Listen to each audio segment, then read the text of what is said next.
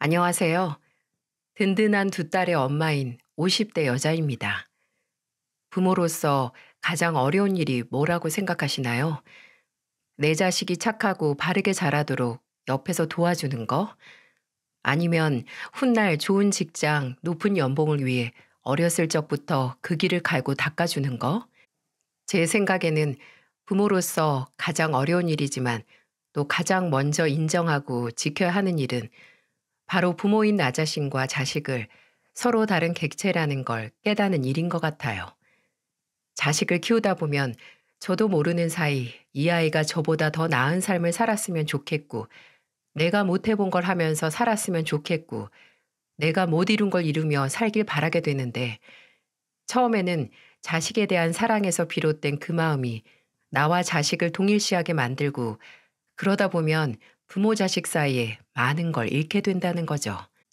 저도 부모로서 딸들을 키우면서 많은 시행착오를 겪었습니다. 지금의 남편을 만난 건 20대 중반에 처음 입사한 중소기업에서였는데요. 남편도 저와 같은 회사 신입이었죠. 전우회인지 동병상련인지 점심 식사도 함께하고 퇴근하면 술 한잔도 하면서 친해지다가 자연스럽게 연인이 됐는데, 남편은 무뚝뚝하고 과묵한 것 같다가도 본인이 흥미가 있는 주제에는 눈을 초롱초롱 빛내면서 이야기를 이끌어 나가는 그 모습이 참 보기 좋았어요. 능력도 있고 회사에서도 묵묵하게 일을 잘한다는 평판을 갖고 있던 남편은 연인으로서도 참 좋은 사람이었어요. 제가 집안 사정이 조금 복잡한데, 부모님은 제가 중학교 들어가기 전에 이혼을 하셨고, 아버지는 몇 년 뒤에 새어머니를 맞이하셨어요. 어머니는 이혼 후에 다른 지방으로 가셔서 연락이 끊겼고, 나중에 커서 알아보니 거기서 만난 분과 재혼해서 따로 자식을 낳고 정착을 하셨더라고요. 저와 남동생은 언젠가 그래도 어머니께서 저희를 만나러 오실 줄 알았는데, 성인이 돼서 어머니도 어머니 나름대로 가정을 꾸리셨다는 게 다행인 것 같으면서도, 동시에 그래서 이제 나나 동생이 필요 없나 보네 하고 씁쓸했어요.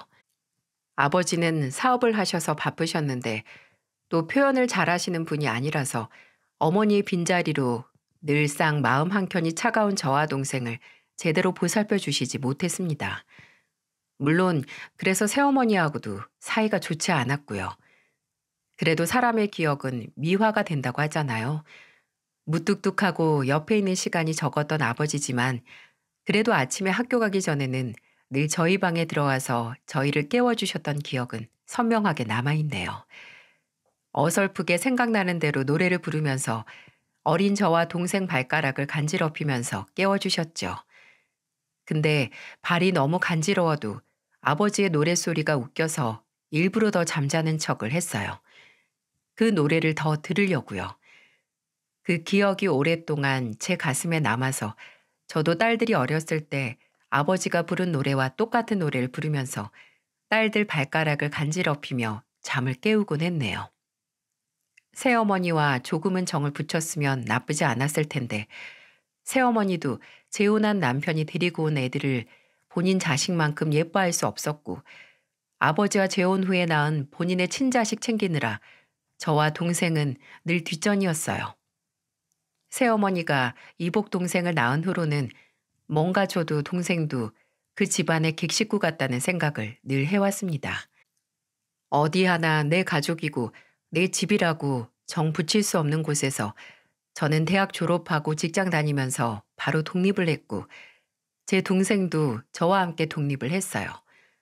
본가도 있고 부모님도 계시지만 정말 제가 기댈 수 있는 곳은 제 동생뿐이었어요. 나중에 남편을 만나 좀 진지한 사이가 됐을 때 남편은 제 집안 사정을 듣고 얼마 지나지 않아 프로포즈를 하더라고요. 그때 만난 지 2년 정도 되긴 했었지만, 제가 왜 갑자기 프로포즈를 하냐고 하니까 그래야 할 것 같았대요. 가족이 있어도 제대로 정착을 못했던 제가 좀 불안정해 보여서 그런 저를 잡아주고 싶었다고 합니다. 남편은 저와 결혼을 약속하고 결혼 준비를 해나가면서 제일 먼저 제 동생을 보고 싶어 했어요. 제가 가장 의지하는 가족을 만나보고 싶어 한 거죠. 남편은 제 친정 식구들 중 동생을 가장 먼저 봤고 저는 시댁 식구들 중에 시어머니를 가장 먼저 만났어요. 시어머니께서 집에 사람 복작복작할 때 만나는 것보다 따로 조용히 만나서 얘기하고 싶다고 따로 식당을 예약하셔서 저를 초대하셨거든요. 그렇게 만난 시어머니는 참 조용하시고 분위기가 온화하신 분이었어요. 체구가 작고 마르셨는데 눈빛은 젊은 사람 부럽지 않은 총기가 흘렀던 게 기억이 나네요. 아마 남편의 눈빛은 5년 전 폐암으로 먼저 돌아가신 시아버지가 아니라 시어머니에게서 물려받았던 건가 봐요. 정원 양은 고향이 어디예요? 여기 서울에서 자랐나? 아니요. 아버지 고향이 강원도라서 어렸을 때는 거기서 살았고요. 제가 고등학교 때 서울로 이사 왔어요. 어머, 그래. 우리 언니가 강원도 살잖아. 근데 정원 양 많이 먹어야겠다. 아유, 우리 철민이 아주 반쪽이네. 왜 사람이 같이 있으면 괜히 편안해지고 괜히 제가 더 말을 많이 하게 되는 사람 있잖아요. 몸에서 편안한 기운이 나온다고 해야 하나? 시어머니가 그런 분이었어요. 분명 이제 시부모님 되실 분이라서 제가 긴장하고 어려워해야 하는데 괜히 시어머니 앞에서 얼굴 긴장도 풀려서 웃게 되고 시어머니가 앞에 놔주는 반찬도 막 먹게 되더라고요. 아마 시어머니가 계속 제게 뭐 목소리가 아나운서 같다, 피부가 백옥이다, 말을 참 잘한다 라고 무한대로 칭찬을 해주셔서 더 그랬나 봐요. 또 제 안에는 늘 어머니 역할의 빈자리가 있어서 어머니 나이대의 시어머니가 정말 친절하게 딸처럼 대해주시니까 마음이 열렸을 수도 있겠죠. 그날 시어머니를 따로 뵙고 결혼 전 시댁에 가서 다른 식구들도 다 만났거든요. 남편에게는 누나와 남동생이 한 명씩 있었는데 시누이는 3년 전에 결혼해서 첫애가 2살이었고 시동생은 미혼이었어요. 시어머니는 시아버지께서 돌아가시기 전에 남겨주신 성동구에 있는 마당이 있는 단독주택에서 혼자 사셨는데 집으로 초대하신 날은 마당에서 고기를 구워 먹자고 하시더라고요. 그래서 남편이랑 마트에서 고기 부위별로 잔뜩 사서 갔죠. 그렇게 시댁 식구들 다 모여서 마당에서 고기를 구워 먹는데 아까부터 저를 위아래로 훑어보던 한 사람, 바로 남편의 누나인 시누이였어요. 가족들이 마당으로 음식 나르고 마당에 있는 야외 테이블에 수저놓고 할 때도 시누이는 거실 소파에 누워서 가만히 있었거든요. 나중에 고기 구울 때쯤 어슬렁 나와서 삼겹살 먼저 구우라고 남편을 채근했죠. 또 본인 스스로 고기쌈도 안 싸먹는 모습을 보고 좀 놀랐어요. 옆에 있는 아주버님이 하나하나 손수 싸서 입에 넣어주시더라고요. 뭐 금술이 좋다고 넘길 수 있는데 손님이 와 있는 상황에서도 그래야만 했을까 싶더라고요. 그때까지도 시누이는 대화에 참여를 한다거나 제게 뭔가를 질문하거나 하지 않았어요. 그냥 계속 본인 남편이 싸준 쌈만 먹었어요. 저는 시어머니 옆에서 마당에 난 꽃을 보면서 이건 무슨 꽃이냐, 저건 무슨 꽃이냐 묻고 화단 구석에 따로 큰 화분이 있었는데 두꺼운 줄기에 이파리만 2개 있어서 저건 뭐냐고 묻고 있었죠. 근데 그 모습을 보고 시동생이 그러더라고요. 형수님이랑 엄마랑 되게 친해 보이네요. 처음 만나는 고부 사이가 모녀 사이 같아요. 처음 만난 거 아닌데? 우린 이미 먼저 만났었지. 그치, 정원아? 네, 어머님. 저 아직도 그 식당에서 입가심으로 먹은 냉면 생각나요. 그렇게 분위기가 좋았는데 한창 제가 다닌 고등학교가 있는 동네를 이야기하고 있는데 순간 맞은편 대각선에 앉은 시누이와 눈이 딱 마주쳤어요. 시누이는 저를 위아래로 훑더니 대뜸 제가 어느 대학을 나왔는지 묻는 겁니다. 뜬금없긴 했지만 그냥 대답을 했더니 갑자기 입술에 붙은 상추 쪼가리에 툭 틀 정도로 웃더니 이러는 게 아니겠어요? 아, 거기? 거기야 예전에 원서만 쓰면 다 들어갔잖아. 옳게 그냥 뭐든 적당히 하는 주인가 봐? 순간 저 사람이 왜 저럴까 싶었어요. 저 말이 그날 만나서 인사하고 처음 제게 한 말이어서 더 충격이었죠. 아니, 왜 굳이 저렇게 말을 하는 거지? 그냥 시비 걸고 싶다는 거 아닌가 싶었지만 옆에 시어머니도 계시고 괜히 여기서 저 시비를 받아주고 싶지도 않아서 저도 그래도 학교 생활 즐거웠어요. 덕분에 좋은 회사 취직해서 지금까지 다니고 있고 형님은 어디 나오셨는데요? 라고 말했죠. 근데 아까까지만 해도 사람 기분 나쁜 미소를 짓고 있던 시누이가 갑자기 입을 꾹 다무는 거예요. 남편이나 시어머니 모두 대신 대답해주는 사람도 없었고요. 그러다가 시동생이 그러더군요.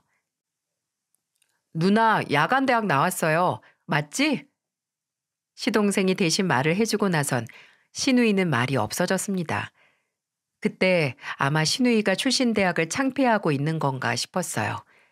나중에 식사가 끝나고 남편이 저를 집에 데려다 주면서 본인 누나가 그날 한 무례에 대해 사과를 하면서 설명을 해줬었죠.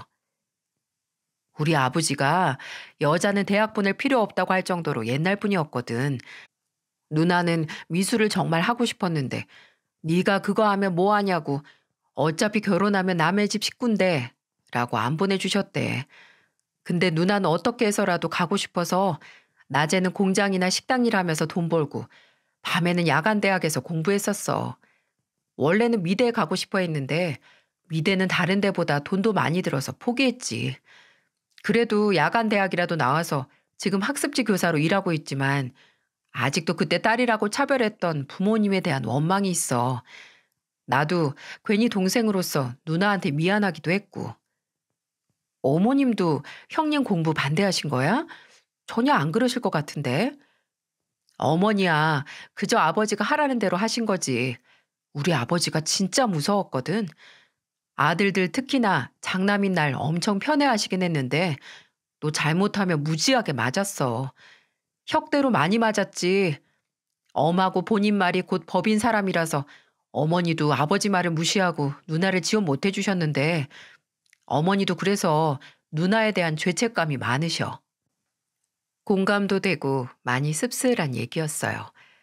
그날 시어머니와 제가 붙어서 웃으면서 도란도란 얘기를 나누는 모습을 보다가 눈이 마주쳤던 신우의 표정이 한순간 제 머릿속을 스쳐 지나갔어요.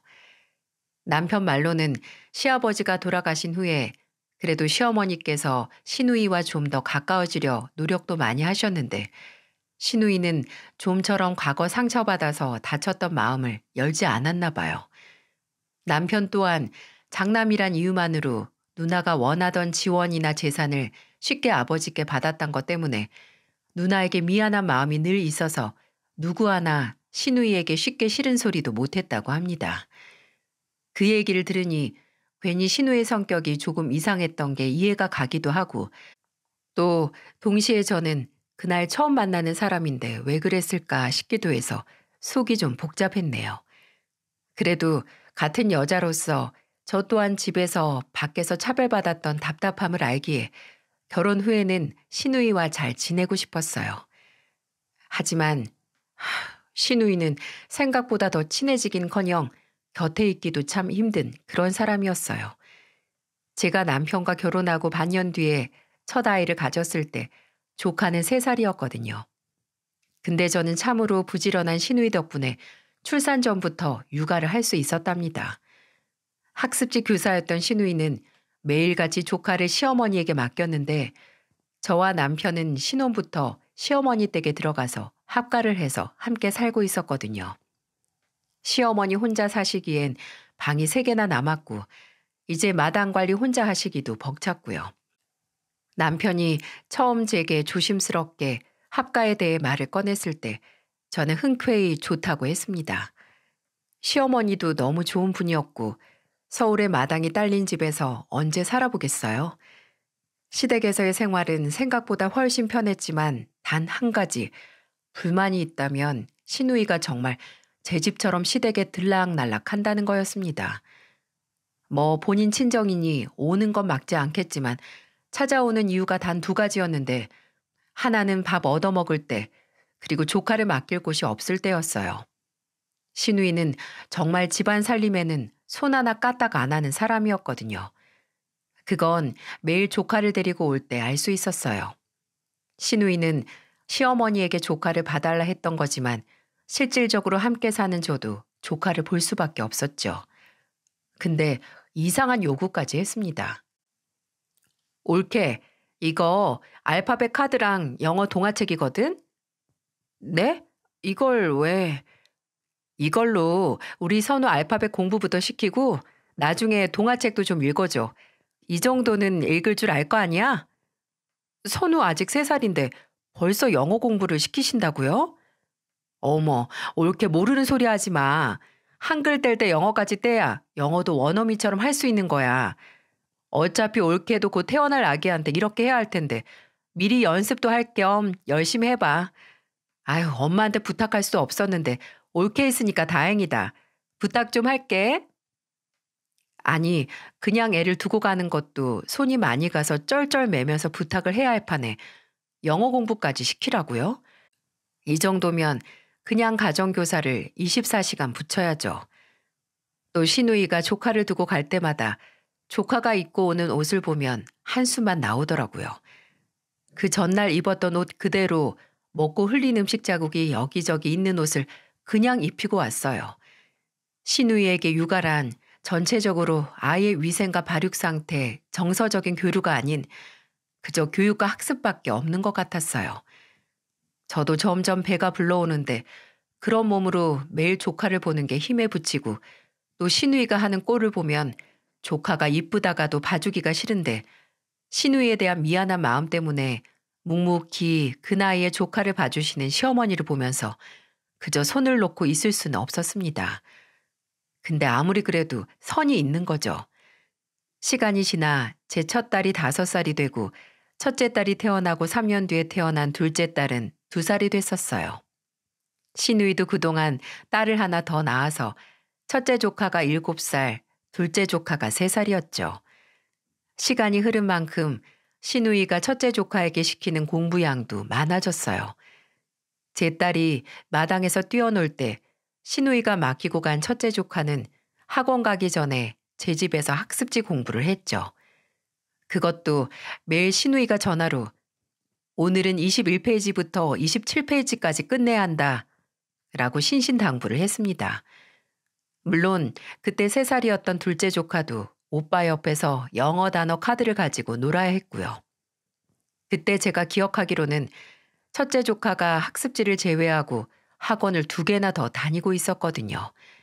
영어랑 수학 학원이요. 영어랑 수학은 초등학교 들어가기 전에 완성을 시켜야 한다나 뭐라나. 조카는 늘 본인 집이 아니라 저희 집에서 유치원 하원 후 돌아와서 제가 챙겨주는 간식을 먹고 학습지를 풀다가 학원으로 갔어요. 7살 아이에겐 너무나 강도 높은 공부량이었죠. 그냥 그 스케줄을 아이가 다 소화하는 것만으로도 대단한 건데 신우이에겐 그것도 만족스럽지 못했나 봅니다. 하루는 일이 일찍 끝났다고 직접 와서 조카를 학원에 데려다 주겠다고 일찍 집에 들렸더라고요. 오자마자 애가 간식은 잘 먹었는지 유치원에서 잘 놀았는지가 궁금한 게 아니라 신우이는 바로 너 학습지 다 풀었어? 라고 학습지 검사부터 하더라고요. 근데 그날은 조카가 중간에 낮잠을 자서 신우이가 접어놓은 곳까지 다 풀지 못했나 봅니다. 그걸 확인한 신우이는 매서운 눈초리를 하더니 조카를 무섭게 꾸짖기 시작했어요.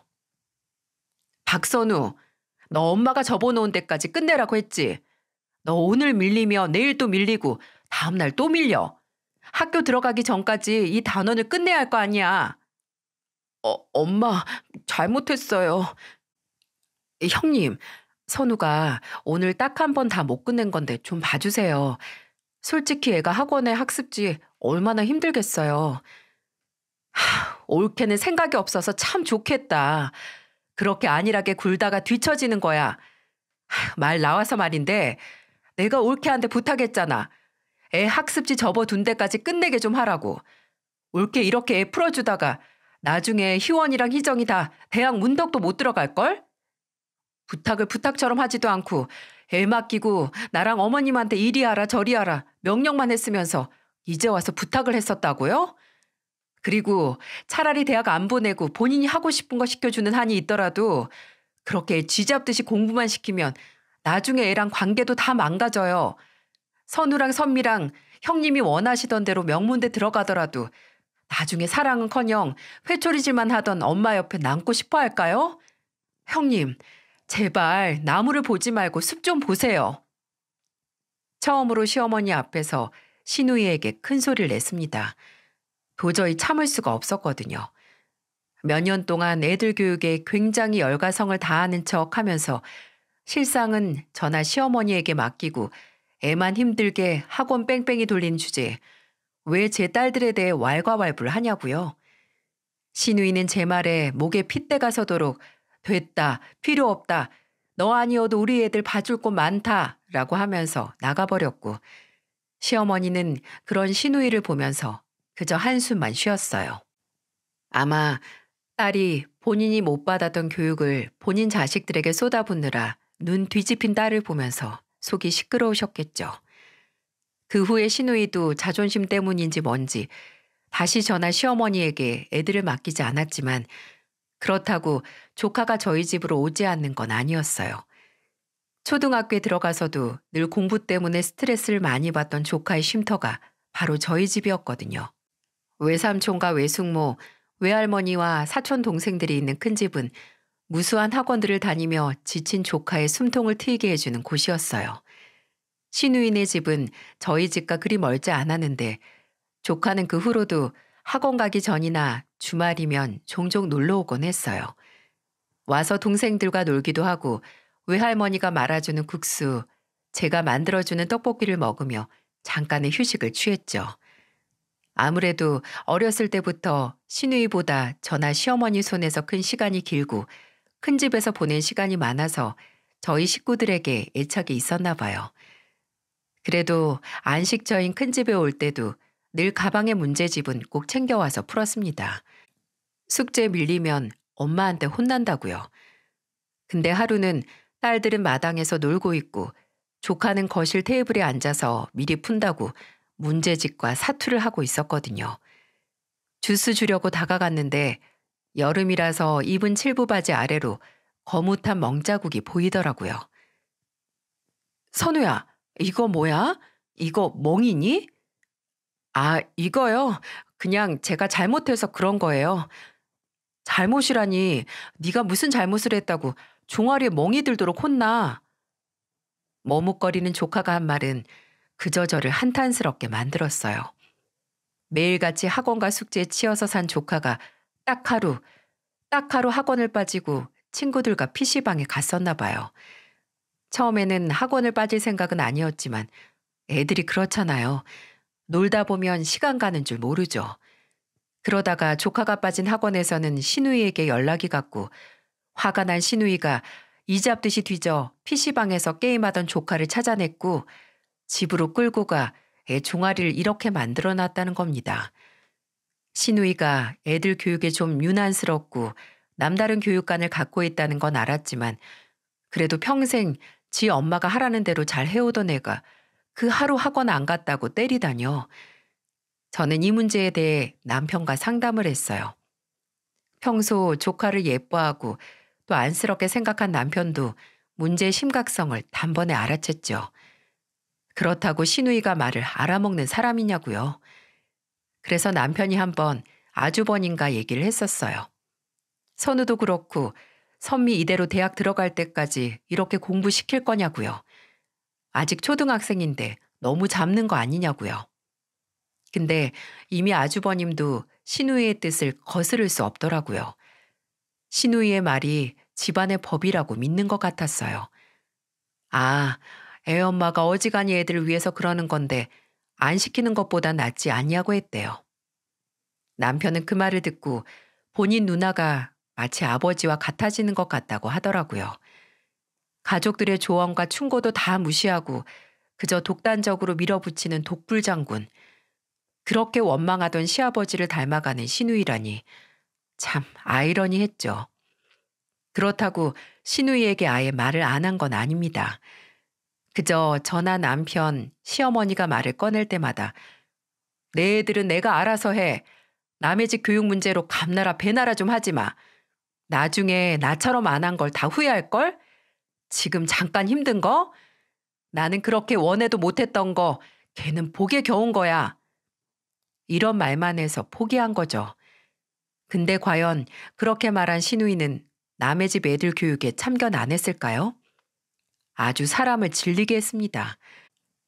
첫째 딸이 초등학교 5학년쯤에 교회 영어 말하기 대회에 학교 대표로 나간 적이 있었어요. 큰 대회는 아니고 그냥 주변 학교랑 연계해서 하는 대회였는데 딸은 매일 방에서 스피킹 연습을 했어요. 근데 하루는 또 밥 먹으러 찾아온 시누이가 방에서 들리는 딸 목소리에 쟤 뭐 하는 거냐고 하더라고요. 그래서 대회 얘기를 했더니 갑자기 입을 삐죽거리며 강북에 있는 학교에서 하는 영어 대회야. 규모도 작고 수준도 좀 낮지. 그래도 뭐 우승했으면 좋겠네. 라는 밉살 맞은 소리를 하는 겁니다. 진짜 어이가 없어서. 근데 그 후에 한 행동이 더 가관이었어요. 갑자기 일어나서 영어 잘하는 고모가 도와준다고 대뜸 애 방에 가서 애 턱을 잡고 그렇게 입모양을 하면 발음이 안 된다고 하면서 어찌나 오지랖을 떨던지. 근데 제 딸도 성격이 마냥 순하진 않거든요. 딸은 턱을 잡고 있던 시누이 손을 뿌리치고 고모 말 듣고 발음 교정되면 선미 언니도 영어 발음 좋겠죠. 근데 선미 언니 영어 발음 별로던데 뭘 믿고 고모가 하라는 대로 해요? 라고 했습니다. 둘째 조카는 첫째 조카보다 시누이가 시키는 공부를 따라가지 못했거든요. 그래서 일찍이 예체능 시킨다고 미술을 시켰는데 그것도 그다지 성적이 좋지 못했어요. 왜냐하면 조카는 미술을 좋아하지도 그렇다고 굳이 시켜야 할 정도로 재능이 있지도 않았거든요. 그저 시누이 욕심에 애가 억지로 따라갔던 겁니다. 아마 그래서 시누이가 첫째 조카에게 더 매달렸나 봐요. 첫째 조카는 끈기도 있고 공부머리도 있어서 시누이의 교육열을 버거워하긴 했지만 성적은 항상 잘 나왔거든요. 그래서 시누이의 욕심을 점점 더 키웠던 거죠. 어떻게 해서든 명문대 보내겠다고 조카가 중학교에 들어가고 고등학교에 들어가면서 점점 그 강도가 강해졌고 첫째 조카가 중학교에 들어갔을 때는 명절에도 조카 얼굴을 보지 못했습니다. 명절에 놀면 성적 떨어진다고 남들 놀 때 공부해야 한다는 시누이의 뜻으로 조카는 명절에도 독서실에 가거나 학원에 갈 수밖에 없었거든요. 시누이만 저희 집에 와서 명절 음식 왕창 먹고 또 왕창 챙겨서 가곤 했습니다. 그래도 한 달에 한 번은 조카가 어떻게든 시간을 내서 집에 놀러 오긴 했어요. 저도 남편도 시어머니도 키는 크는데 살은 붙지 않고 그 어린 게 얼굴에 피곤이 묻어있는 안색의 조카를 늘 안쓰러워했었어요. 그런 희생이 그래도 빛을 보긴 했습니다. 조카는 이름만 대면 알만한 대학에 붙었어요. 그 소식을 듣고 저도 시댁 식구들도 모두 이제 조카가 그 험난한 수험 공부를 안 하겠구나 하고 마음을 놨는데 아직도 좀 치가 떨립니다. 제가 조카에게 축하 전화를 했는데 조카가 낮은 목소리로 그러는 겁니다. 그 학교 안 가고 재수하기로 했어요. 엄마가 스카이 아니면 안 된다고 해서요. 저라면 공부 열심히 해서 이름만 말하면 아는 명문대 들어간 아들 얻고 다녔을 텐데 오히려 그런 조카를 스카이 못 들어갔다고 꾸짖었다는 시누이. 그렇게 조카는 다시 1년을 그 끔찍한 수험 공부를 하게 됐고 다행인지 불행인지 시누이의 뜻대로 시누이가 만족할 만한 대학에 들어갈 수 있었어요. 대학에 들어가도 시누이는 물가에 내놓은 애 마냥 조카를 관리했지만 그래도 성인이라고 조금은 자유를 얻을 수 있었습니다. 수험 생활 동안 그리워하던 저희 집에도 자주 놀러 왔고요. 특히나 시어머니에게 공부하느라 못 찾아와서 죄송하다는 말을 하곤 했어요. 그렇게 대학생이 된 조카도 그 또래 아이들처럼 조금은 풀어진 생활을 하는 것 같았는데 성인이 됐어도 대학에 들어갔어도 시누이의 올가미 같은 부모 노릇은 끝이 없었어요. 늘 우리 아이는 명문대, 서울대 보낸다 노래를 부르던 시누이의 레파토리는 이제 내 자식은 대기업 보낸다는 노랫말로 바뀌었어요. 대기업 들어갈 스펙을 위해서 신입생 때부터 토익에 토플에 이력서에 넣을 봉사활동 점수와 어학연수 점수를 채우기 위해 조카를 다시 빙빙 돌리기 시작했네요. 특히 가장 참 꼴값이다 싶었던 게 바로 조카에게 연애 금지령을 내렸던 겁니다. 여자한테 한눈 팔면 시간 낭비한다고 종종 조카 휴대폰을 검사해서 조카가 저희 집에 와서 한탄을 했던 게 기억이 나네요. 특히 조카는 시어머니와 가까워서 늘 어른스러운 조카도 시어머니 앞에서는 마냥 어린애처럼 투정도 부리곤 했거든요. 그러니 시어머니는 조카가 더 안쓰럽고 애틋해 하셨죠. 근데 얼마나 지 엄마한테 당한 건지 투정을 부리던 조카도 늘 끝말은 그래도 엄마가 나 생각해서 그러시는 거니까 참아야죠. 라고 했어요. 그게 더 가슴이 아팠습니다. 물론 하나부터 열까지 자식의 성공을 위해서 모든 계획을 세워서 목표를 위해 자식을 바짝 조이는 게 다른 시각으로 본다면 그것도 못해서 안 하는 부모 노릇이고 사랑이라고 할 수도 있겠죠. 하지만 저나 다른 가족은 정말 조카가 뭘 원해서 하고 싶어서 한다는 말을 한 번도 들어본 적이 없습니다. 이래서 늦바람이 무섭고 늦게 오는 사춘기가 매섭다고 하나요? 평생 시누이가 하라는 대로 시누이가 가라는 길만 가던 조카가 졸업 학년이 되고 나서 저희 집에 찾아와서 시어머니와 저 남편을 모아두고 놀랍기만 한 말을 하더라고요. 저번에 엄마한테 대기업 취업 준비 안 하고 행정고시 준비하고 싶다고 말했어요. 뭐? 정말? 근데 갑자기 무슨 행정고시야? 3학년 때부터 인턴 해보고 나서 일이 영 저랑 안 맞을 것 같더라고요. 그래서 생각만 해오다가 엄마가 면접학원 다닐 준비하라고 해서 차라리 그 학원 다니는 것보다 다른 애들보다 좀 늦었어도 올해부터 행시 준비해야 할 것 같아서 말했어요. 그래서 누나가 뭐라고 하든? 당연히 헛소리 하지 말라고 하셨죠. 몇 년을 대기업만 바라보고 준비했는데 그걸 날릴 거냐고. 공무원 월급 뻔히 알면서 그딴 소리 하냐고. 말도 마세요. 진짜 제 뺨이라도 한 대 때리실 것 같다니까요. 그럼 이대로 그냥 포기할 거니? 그게 문제예요. 엄마를 어떻게 설득할까 싶기도 하고 되도록 빨리 시험 준비하고 싶은데 엄만 반대하시는데 그냥 엄마 말 들어야 할까요? 선우야, 이 할미 말 잘 들어. 하고 싶은 거 있어도 못하는 서러움 누구보다 네 엄마가 잘 알아. 다 큰 자식이 고집 부리는데 아무리 걔라도 못 이길 거다. 그렇다고 우리 말한다고 걔가 듣겠니? 이미 너 어릴 때 실패했어. 네 엄마 설득할 사람 자식인 너 하나밖에 없다. 자식 이기는 부모 없어. 그래 선우야. 나도 네 할머니도 외삼촌도 다 너 응원할 테니까 몇 번이고 네 엄마 설득해봐. 처음으로 본인이 하고 싶은 걸 소리 높여 말한 조카를 가족들 모두 응원했어요. 하지만 역시 신우의 고집을 꺾기는 쉽지가 않았죠. 몇 번의 다툼 끝에 조카는 늘 저희 집에 와서 조언을 구하고 힘을 얻어갔는데 하루는 신우이가 전화를 해서 애한테 바람 좀 그만 넣으라고 성을 내더라고요. 조카가 다녀간 날 밤에 시어머니가 제게 그러시더라고요. 더는 두고 못 보겠다. 선우 피 마르기 전에 시어머니가 직접 신우이를 만나서 대화를 해야겠다고요.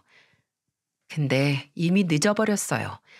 다음날 새벽 시어머니가 혼비백산한 얼굴로 저와 남편을 깨우셨어요. 시어머니는 저희에게 휴대폰을 보여주시며 울고 계셨습니다. 이거 좀 봐라. 선우가 보낸 건데 얘 지금 큰일 나게 생겼어. 이걸 어떻게 하니? 시어머니가 내민 휴대폰에는 조카가 외할머니에게 보낸 문자 메시지 내용이 있었어요. 아직도 그때를 생각하면 등골이 쎄해지는데 조카가 보낸 문자에는 이런 말이 있었어요. 할머니, 아무리 엄마에게 설명을 하고 부탁을 하고 애원을 해도 들어주지 않아요. 이대로 가다간 평생 엄마 말만 듣고 엄마가 하라는 대로 하다가 죽을 것 같아요. 그러려면 뭐하러 사나요? 나는 분명 하고 싶은 게 있고 나도 한 번쯤은 내 선택으로 살아보고 싶은데 그게 그렇게 제게 사치인 걸까요? 제 자신이 한심하고 무기력해요, 할머니. 그래도 마지막은 제 선택으로 끝나서 그나마 다행인 걸까요? 할머니가 응원해 주셨는데 실망시켜드려서 죄송해요, 할머니. 이런 선택을 해서 정말 죄송해요. 이건 누가 봐도 작별을 고하는 메시지였고 조카가 극단적인 선택을 할 거라는 암시와 같았습니다. 놀라서 제 휴대폰으로도 남편 휴대폰으로도 조카에게 전화를 하는데 조카가 전화를 안 받는 거예요. 그래서 시어머니와 저와 남편은 바로 경찰에 신고를 했고 근처 경찰서에 달려갔어요. 문자를 보낸 건 아직 1시간이 안 된 시간이니 어떻게든 막을 수 있다고 희망을 걸었습니다. 경찰서에서는 조카가 문자를 마지막으로 보낸 위치를 추적했고 조카가 사는 동네 근처에 있는 한강이라고 나왔어요. 경찰도 가족들도 바로 달려갔죠. 그 일대 한강 주변을 뒤집어 놓듯이 수색을 하는데 하나님 감사합니다. 종종 한강에서 사람들이 낚시하는 지대가 낮은 둔치 있죠? 거기에 누군가 쭈그려 앉아 있는 게 보이더라고요. 조카였습니다. 가까이 가니 조카는 쭈그려 앉아서 살짝 잠이 든 것처럼 보였고 술 냄새가 나더라고요. 보니 맨정신으로 뛰어들 용기가 안 나서 술을 마셨는데 평소 잘 안 마시던 술 때문에 바로 취해서 깜빡 잠이 든 모양이었어요. 저와 시어머니는 조카를 깨웠고 조카는 눈을 떠 얼떨떨한 얼굴로 올려다봤어요. 시어머니는 조카를 안고 울고 저는 주변에 있는 경찰분들에게 조카를 찾았다고 알리고 다른 쪽을 수색하고 있던 남편에게 전화를 했습니다. 조카가 술이 덜 깨서 휘청거리며 일어나면서도 제게 한 말이 뭔 줄 아세요? 외숙모, 죄송해요. 근데 엄마한텐 절대 알리지 말아주세요. 엄마 알면 또 무슨 말을 하실지. 아셨죠? 꼭 비밀로 해주셔야 돼요. 그 얘기를 듣는데 그냥 눈을 꼭 감았어요. 극단적인 선택을 하려고 했던 애가 저희에게 발견돼서 하는 말이 본인 엄마에게 혼이 날까 무서워서 비밀로 해달라는 말이라니. 일단 술이 취한 조카는 저희 집에 데려가서 재웠어요. 그리고 전 시누이 집으로 향했습니다. 아무리 조카가 비밀로 해달라고 부탁을 했지만 시누이가 본인의 독단적이고 강압적인 부모 노릇 때문에 자식이 끝내 무슨 생각까지 했는지 눈으로 보고 뭔가를 깨달아야 한다고 생각을 했어요. 그래서 그 새벽에 시누이 집으로 가서 초인종을 눌렀습니다. 몇 번을 누르니 아주버님이 먼저 나오고 조금 있다가 시누이가 나오더군요. 저는 아까 전 사건으로 놀란 심장을 가다듬고 말했어요. 형님, 아까까지만 해도 선우 어디 있었는지 아세요? 선우? 왜? 또 엄마가 말 안 들어준다고 투정 부리러 올케집 갔어? 가서 엄마랑 내 욕 실컷 하고 있디? 형님, 선우 아까 한강에서 술 잔뜩 취해서 경찰들한테 발견됐어요. 무슨 소리야 그게? 한강? 부모가 내 말은 죽어도 안 들어주고 내 미래를 마음대로 하려고 하는데 답답해서 어디든 안 뛰어들 자식이 어디 있겠어요. 선우 맨정신으로 무서우니까 어떻게든 뛰어들라고 술까지 마셨어요. 술도 못 마신 내가 얼마나 무서웠으면 만취가 될 때까지 마시고 또 마셨겠냐고요. 제 말에 시누이는 크게 충격을 받은 것 같았어요. 부들부들 떨고 몸을 움직이지 못하더라고요.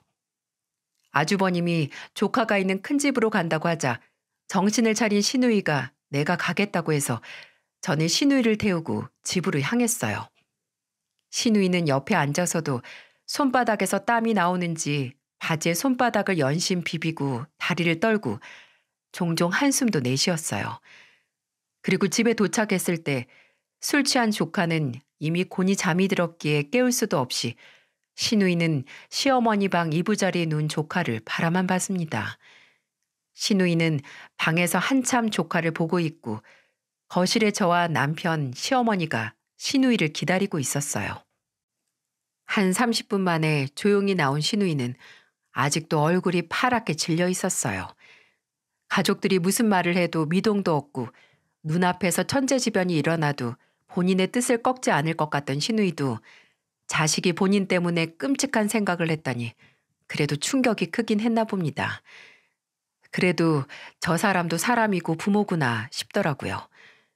시어머니는 거실로 나온 시누이를 불렀습니다. 그리고 시누이가 앞에 앉았을 때 조심히 입을 여셨어요. 일이 이렇게 된데 너만 책임 있는 거 아니야. 나도 책임 있지. 내가 미안하다. 내가 어떻게 해서든 네 아버지 설득하고 아니면 다른 곳에 빚이라도 내서 너 하고 싶은 공부 시켜줬으면 너 이제 와서 이렇게 선우한테 안 매달렸어. 매달린 적 없어요. 나도 다 내 자식 잘 되라고. 그래 알지. 못 살라고 한 짓은 아니었을 거다. 근데 문선아, 너 지금 하는 거 네 아버지랑 다를 거 하나 없어.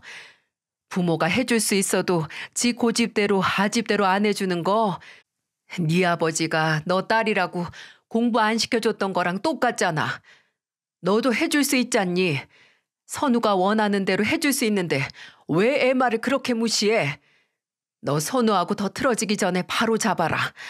너 이대로 가다간 네가 네 아버지랑 나 미워했던 것처럼 선우가 너 미워할 수도 있어. 신우이는 시어머니의 말씀을 말없이 한참 듣다가 아무 말도 하지 않았어요. 그날 밤 신우이는 거실에서 자고 조카는 옆에서 잤습니다. 아침에 잠에서 깬 조카는 정말 많이 놀랐나 봐요. 숙취 때문에 비몽사몽한 와중에 어제 본인이 벌인 충격적인 사건도 생각이 나서 혼란스러웠나 봐요.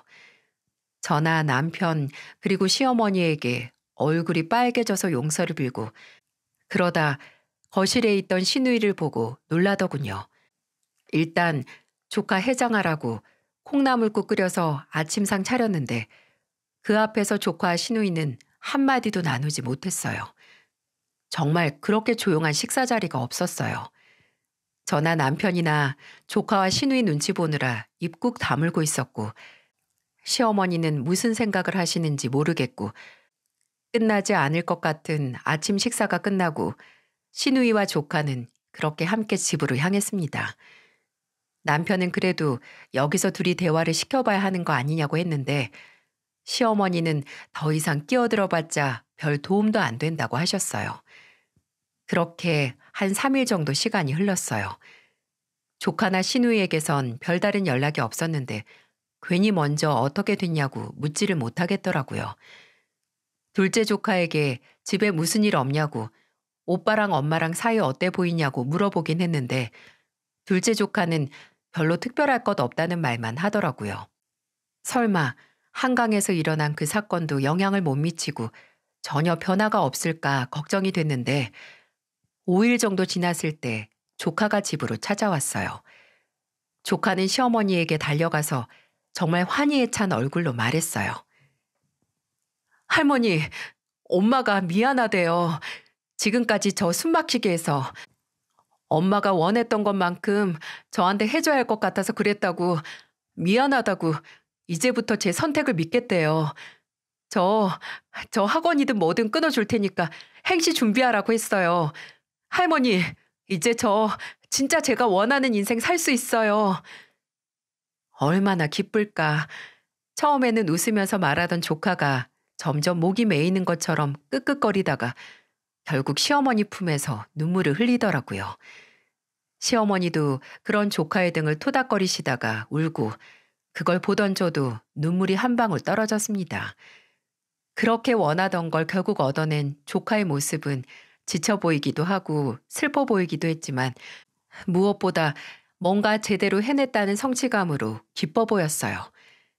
그렇게 조카는 와서 어떻게 됐는지 말해줬지만 시누이에게선 별다른 연락이 없더라고요. 아무래도 그런 일이 있었으니 가족들 얼굴 보기도 민망할 수 있겠다 싶었는데 조카가 다녀가고 열흘 후에 제게만 따로 시누이가 연락을 했어요.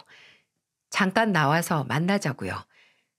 시누이가 절 불러낸 커피숍으로 가서 시누이를 마주했는데 사람이 큰일을 겪고 나면 인상이 바뀐다는 걸 그때 알았어요. 원래는 늘 눈에 도끼가 있다고 해야 하나? 사람이 좀 공격적으로 보였는데 그날 만난 신우의 얼굴은 좀 평소 조카의 얼굴처럼 지쳐 보였습니다. 신우이는 시킨 커피를 한 모금 마시고 입을 열었어요. 아직 엄마 얼굴 볼 용기가 안 나서 그래도 올케한테는 먼저 말을 해야 할 것 같아서 불렀어. 나와줘서 고마워. 좀 어떠세요? 선우는 괜찮아 보이던데. 나? 나야 평생 내 말이면 껌뻑 죽던 아들이 이젠 죽어도 못한다는 걸 알았으니 놀라긴 했지. 그래도 엄마 말대로 선우가 나 더 미워하기 전에 끝나서 다행이라는 생각도 들어. 올케, 기억나? 예전에 나한테 올케가 나무 말고 숲을 보라고 했잖아. 이렇게 가다간 선우랑 부모 자식 관계 다 망가진다고. 내가 그때 그 말을 듣고 뭐라도 알았으면 선우가 그날 한강에 가지도 않았겠지? 에휴, 이제라도 제자리 잡았으니 다행이죠. 맞아. 이런 말 말고 올케한테도 사과를 해야 할 것 같아서 그동안 내가 내 자식 교육에 미쳐서 올케한테도 그렇고 우리 엄마도 참 많이 힘들게 한 것 같아. 선우가 그러더라. 나만큼 나 지켜보던 외숙모나 할머니도 힘들었을 거라고. 나중에 꼭 사과하라고. 미안하단 말보다 그냥 고맙다는 말 하세요, 형님. 그 말이 훨씬 더 듣기 좋으니까.